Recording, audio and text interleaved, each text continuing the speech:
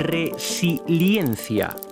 Una palabra que así, a priori, nos resulta complicada de pronunciar, incluso ajena a nuestra vida cotidiana y, sin embargo, es un concepto ampliamente utilizado en el mundo científico.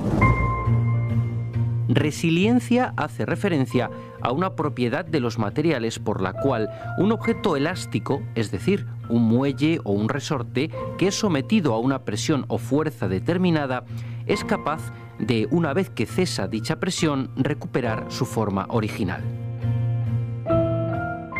Pues bien, si trasladamos este concepto al mundo de la psicología y de las ciencias sociales, nos referimos a la capacidad que tienen las personas para resistir y recuperarse ante circunstancias adversas, bien sean estas de carácter individual o psicosocial. Como una capacidad de las personas, una capacidad positiva para poder resistir, aguantar las situaciones más terribles que pueda soportar el ser humano.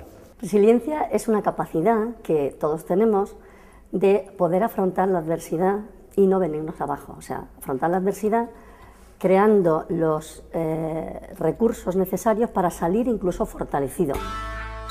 Los estudios sobre resiliencia surgieron a mediados de los años 70. Al principio se pensaba que era una capacidad innata con la que nacían las personas, pero a medida que iban surgiendo investigaciones más exhaustivas sobre el tema, se vio que esta cualidad podía desarrollarse a edades muy tempranas.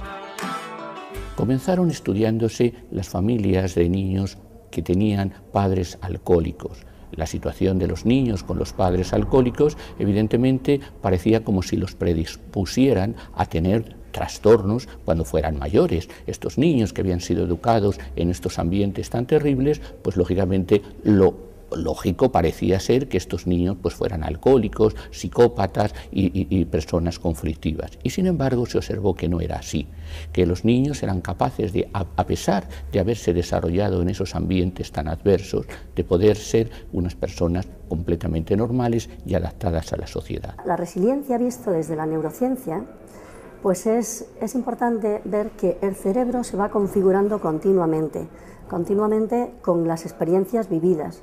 Y tenemos un potencial muy fuerte. O sea, hay veces que yo pienso, tenemos como un motor de Ferrari y vamos pedaleando en bicicleta.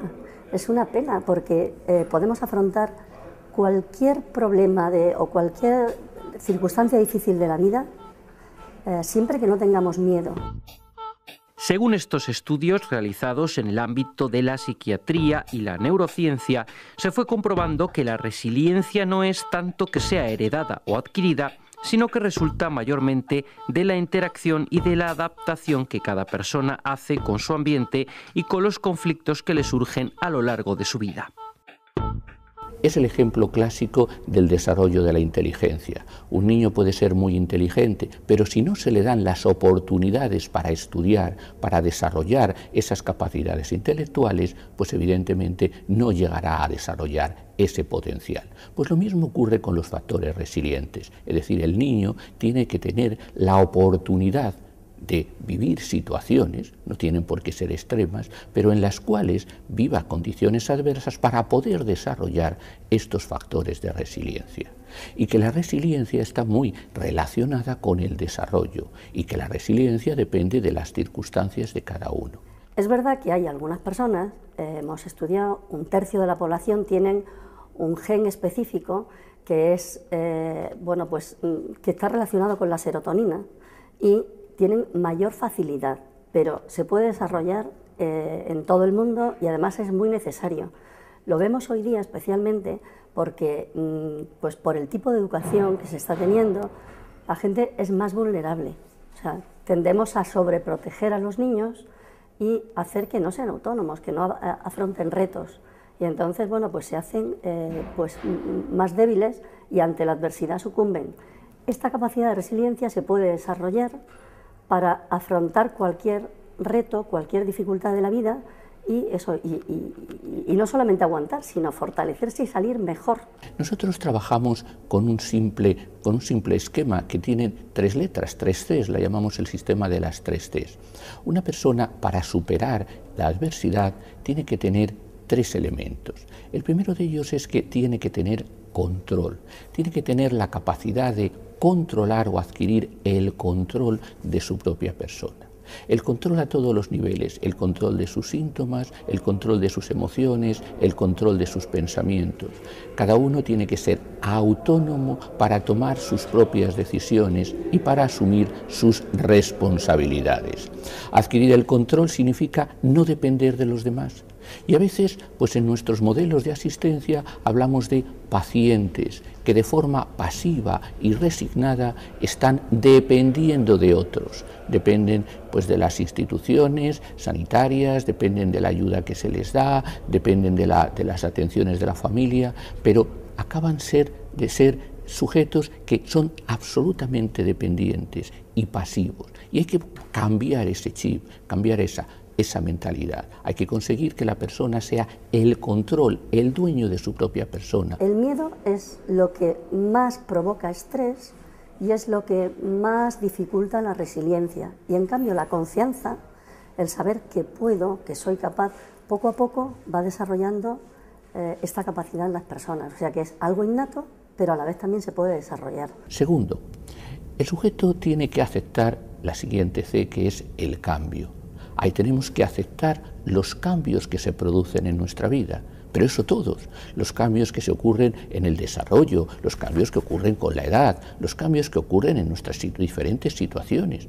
Y la verdad es que nos acostumbramos, sobre todo cuando ya llevamos un cierto tiempo y una cierta edad trabajando por el mundo, a tener las cosas como demasiado rígidas, demasiado establecidas, y somos muy resistentes a cambiar.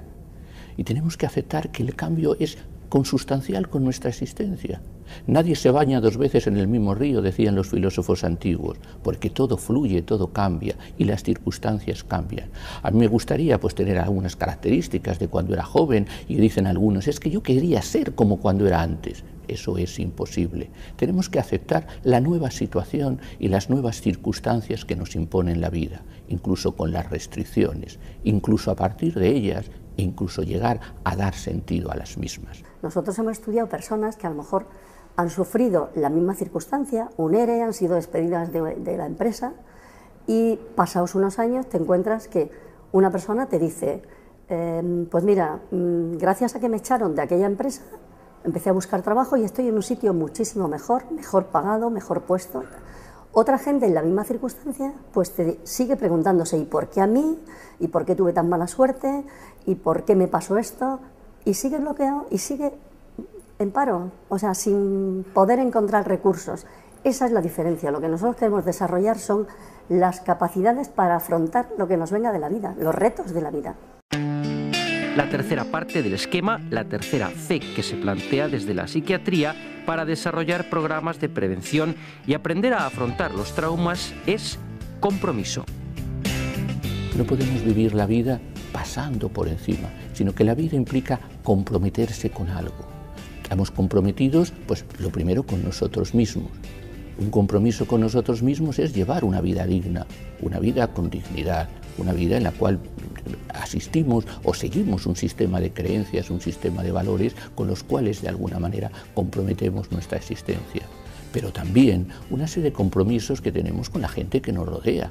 Compromisos con nuestros familiares, compromisos con nuestros amigos, compromisos con nuestros compañeros de trabajo, compromisos con nuestra profesión, compromisos con otras personas que tienen las mismas situaciones o los mismos problemas que nosotros. Por eso el asociacionismo, el asociarse con grupos de gentes que están pasando esta misma situación y no aislarse, sino relacionarse, compartiendo con ellos sus inquietudes y sus experiencias, son las vías fundamentales para superar el sufrimiento postraumático. La resiliencia es la confianza, el sentir que personas que tienen una autoridad, pues un padre, un tutor, la madre, una persona que es un punto de referencia, un vínculo importante, reconoce que confía en ti. Eso es lo más importante, o sea, la confianza.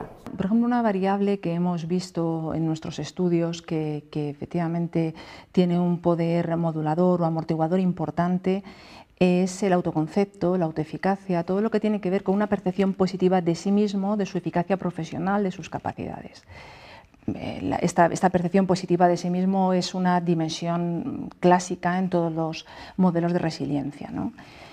Otras variables, pues la percepción positiva en general del mundo, el optimismo. Este tipo de estudios sobre resiliencia están dando un giro considerable en las terapias aplicadas para el tratamiento de las personas que sufren de estrés postraumático.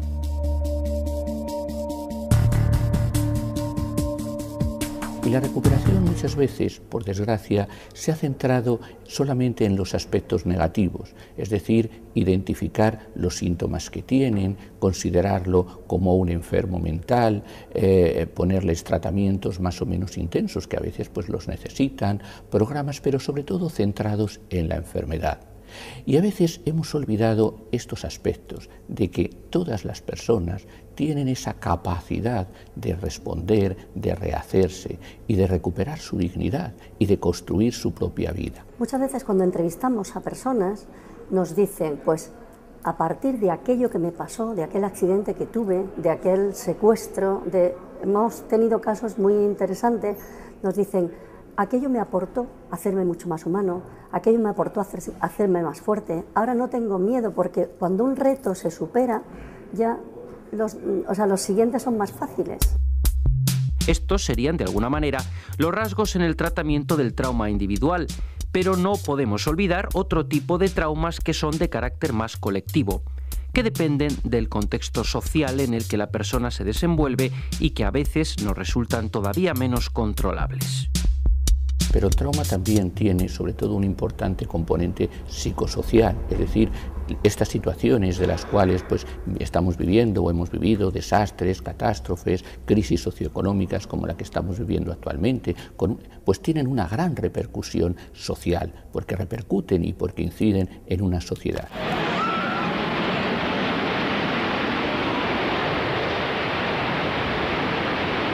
Y una de las características de este tipo de crisis es que acentúan mucho más, ponen de relieve aquellos puntos más débiles, más frágiles, más vulnerables de nuestra sociedad, hasta tal punto que esta crisis que estamos viviendo pues acaba convirtiéndose en una crisis de valores y acaba sometiendo a crítica una serie de aspectos en los cuales pues nosotros creíamos o nos creíamos seguros. El apoyo social es uno de los amortiguadores del estrés por excelencia. De tal manera que cuando uno cuenta con apoyo de los demás, también tiene menos posibilidad de desarrollar síntomas o de que la aparición de estresores a su alrededor tengan un efecto negativo sobre su salud o sobre su vida, ¿no? Lo que no se puede es combatir, como si dijéramos, un futuro incierto con todo negativo y sin que se esté haciendo nada. O sea, hay que, pues desde todos los medios, desde los medios políticos, desde las organizaciones, desde las propias empresas, donde pasamos mucho tiempo trabajando, se pueden hacer estructuras resilientes donde haya canales de comunicación, donde la persona se sienta pues como un individuo, no se siente un número de productividad, uno más, que no importa a nadie, sino que hay que ver que puede haber líderes también en distintos, como si dijéramos, estratos, y ellos, o sea, entre todos, vamos construyendo una sociedad que sea pues como más horizontal, no que nos lo den todo hecho, que nos den los recursos, sino que nosotros tenemos que ir construyendo ante las dificultades, pero sabiendo que tenemos un gran potencial. O sea, nuestro cerebro es como si dijéramos, el que rige toda la vida y la sociedad de cada tiempo. Y si nosotros sabemos el potencial que tenemos, o sea, todo lo que queremos lo podemos conseguir. Por eso, hoy en día, muchos de los estudios sobre resiliencia se están aplicando también al ámbito de la psicología de las organizaciones y del trabajo. En la UNED se ha abierto una línea de investigación para abordar los riesgos que inciden en la salud psicológica y física de los empleados. En el Departamento de Psicología del Trabajo y de las Organizaciones, nuestro equipo de investigación lleva ya unos años investigando todas esas variables moduladoras que inciden en el estrés y en la salud laboral de los empleados. Los factores de riesgo psicosocial son aquellos factores que influyen en las personas, en los trabajadores, y que tienen que ver mucho con la percepción que ellos tienen en el lugar de trabajo. Hay muchos tipos, desde agresiones, violencia, desgaste en el trabajo, estrés laboral, etcétera, etcétera, ¿no? Los estudios longitudinales, importantes en este ámbito, en la medida en que nos permiten decir qué es la causa y qué es la consecuencia, lo que indican es que las personas con elevado estrés, pero que se sienten más autoeficaces para responder a esas fuentes de estrés, se sienten menos quemados. El concepto de burnout, el concepto de estar quemado, ahora en boga en el ámbito de la psicología.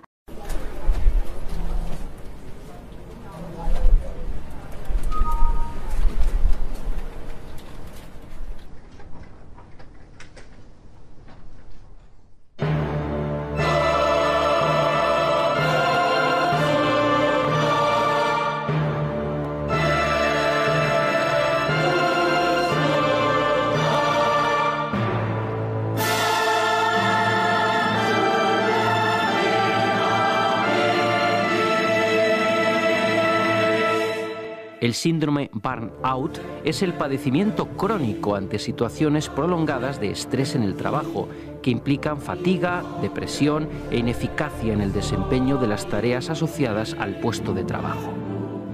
No está considerada todavía una enfermedad mental, pero sí se está tratando de analizar los síntomas y la gravedad de este tipo de padecimiento, así como la detección de aquellas profesiones con un riesgo mayor de padecerlo.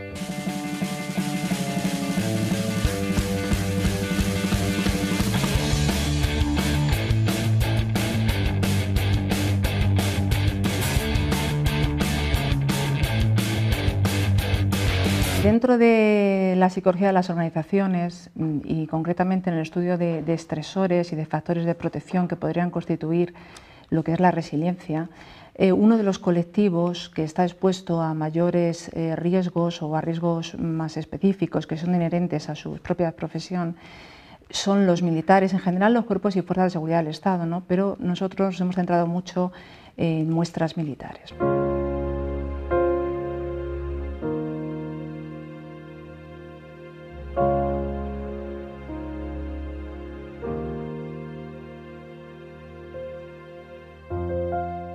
Desde el comienzo de este siglo, la resiliencia ha cobrado mucha fuerza en contextos militares, debido sobre todo a los principales conflictos armados como Irak y Afganistán. En estos conflictos se ha visto que el personal desplegado del ejército de los Estados Unidos pues, ha sufrido bastantes bajas por problemas psicológicos y por presiones del Congreso de los Estados Unidos se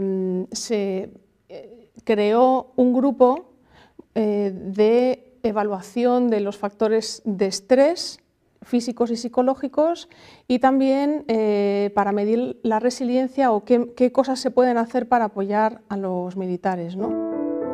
Este tipo de estudios se están teniendo en cuenta también en España y concretamente en la UNED, que ha centrado una de sus investigaciones en los factores de riesgo y protectores ante el estrés laboral que afecta a las fuerzas y cuerpos de seguridad del Estado. Nosotros nos empezamos a preguntar si este tipo de estresores, este tipo de riesgos, como digo, tanto de naturaleza física como también de naturaleza psicológica, organizacional, si este tipo de riesgos podían eliminarse. La mayor parte de las veces pues vimos que esto no era así, que eran riesgos inherentes a su puesto de trabajo y que no se podían eliminar. Entonces empezamos a investigar variables protectoras, es decir, por qué con los mismos riesgos algunos individuos desarrollaban o sufrían algún tipo de problema psicológico y otros no, ¿no? Entonces vimos que efectivamente hay unas variables moduladoras, unas variables intermedias, en las que nosotros sí podíamos intervenir como psicólogos, es decir, ahí sí podíamos hacer algo. No podíamos eliminar los riesgos a los que se enfrentaban, pero sí podíamos entrenarles o fortalecer ese tipo de variables, estas variables protectoras.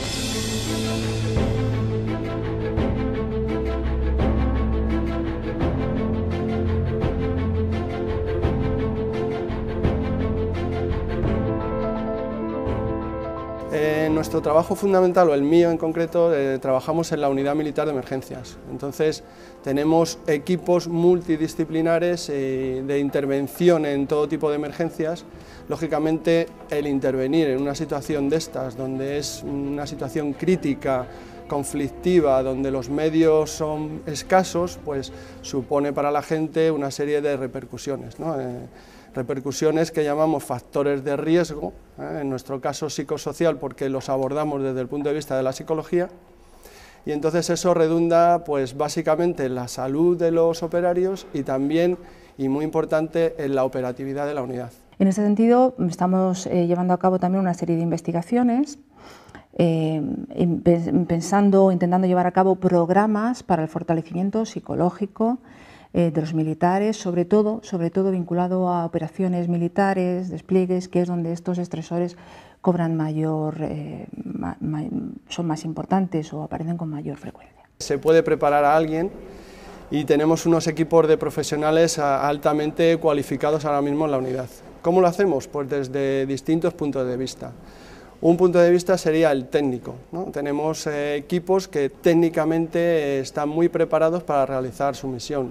Pueden ser rescatadores en altura, pueden ser rescatadores con helicóptero, pueden ser buceadores rescatadores o lo último que tenemos, que son los equipos de salvamento y rescate urbano que han sido homologados recientemente por Naciones Unidas. Esa es la parte técnica. La parte psicológica lo que hacemos es prepararlos psicológicamente con el fin de hacerlos más resistentes. Entonces tenemos una serie de cursos de formación en que incluimos una parte que es la psicología, y entonces les enseñamos cómo tratar a una víctima, por un lado, y también les enseñamos estrategias de afrontamiento para ellos mismos, que tengan una herramienta a la hora de enfrentarse a situaciones críticas. Como hemos podido comprobar a lo largo de todos estos comentarios de expertos, la resiliencia es un tema poliédrico que afecta a diferentes ámbitos de la vida cotidiana de las personas. Tanto la psiquiatría como la psicología positiva nos sugieren que es un problema de salud pública y por tanto debe ser afrontado desde los tres niveles en los que se desarrolla: a nivel de la colectividad, a nivel de los expertos y desde luego a nivel de la administración pública, que ha de aplicar medidas preventivas, recursos educativos para hacer frente a la adversidad. Porque cuando no se conoce el riesgo que existe, o cuando se ignora, o cuando se toman medidas inadecuadas, es cuando se produce el desastre. Y por desgracia, pues hasta que no se produce el desastre, no se toman medidas, cuando posiblemente se podían haber evitado o haber mitigado desde mucho antes. Es verdad que estamos creando una sociedad muy difícil, muy competitiva y poco humana. Entonces, ahí tenemos que incidir, pero ¿cómo podemos crear esa sociedad mejor o cómo podemos luchar? Pues efectivamente haciendo que las organizaciones también sean resilientes, que aporten pues, unos factores que den confianza a las personas.